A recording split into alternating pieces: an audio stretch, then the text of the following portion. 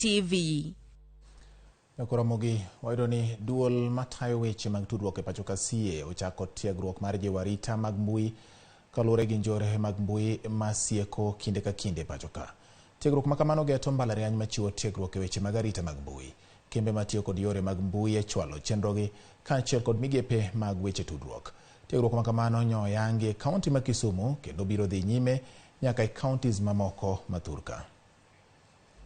Remember, cyber, it mutates, it changes due to the dynamic nature of technology. So today we are talking of artificial intelligence. Tomorrow we'll be talking of machine learning.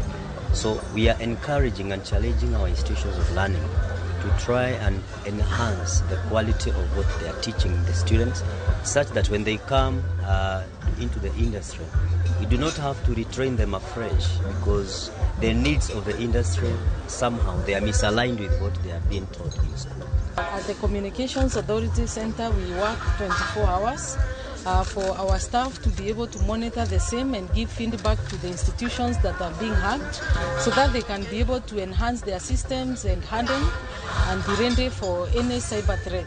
So just a lot of sensitization, training. If there's an institution that has a curriculum that they are offering on cyber security, we can come in for free as the Communications Authority of Kenya to take them through to ensure that whatever it is they are offering in the curriculum is in tandem with the day-to-day happening.